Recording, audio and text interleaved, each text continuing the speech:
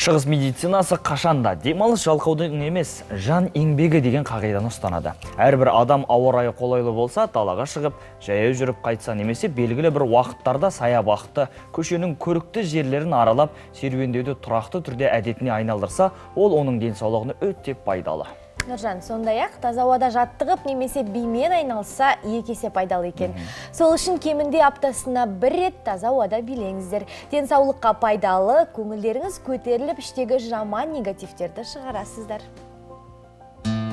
Қайырлы таң, құрметті көрермендер, бүгін біз сіздермен бірге испан биін үйренетін боламыз. Ал енді биімізді бастайық. Бір қолымызды көтереміз, екінші қолымыз белде, және де белімізбен жұмыс жасаймыз. 1, 2, 3, 4. Ал енді қайталайық бірге. 1, 2, 3, 4, 5, 6, 7, 8. 1, 2, 3, 4, 5, 6, 7, 8. Ал енді келесі қимылымызға келетін болсақ, қолымызды жоғары көтереміз, белімізге, жанға, белімізге, артқа, белімізге, жанға, белімізге. Ал енді бірге қайталап көрейік. Жоғары, төмен, жартылай көтереміз, төмен.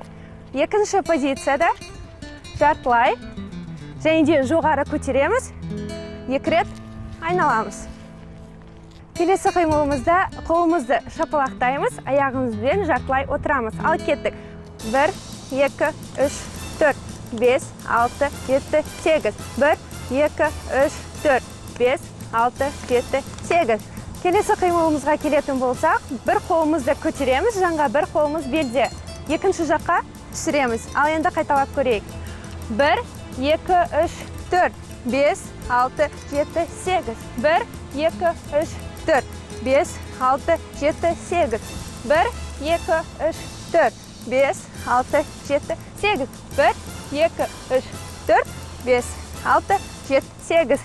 Ал енді барлық үйренген қимылдарымызды музыканың сүйемелдеуімен және де костюммен бірге орындап көрейік.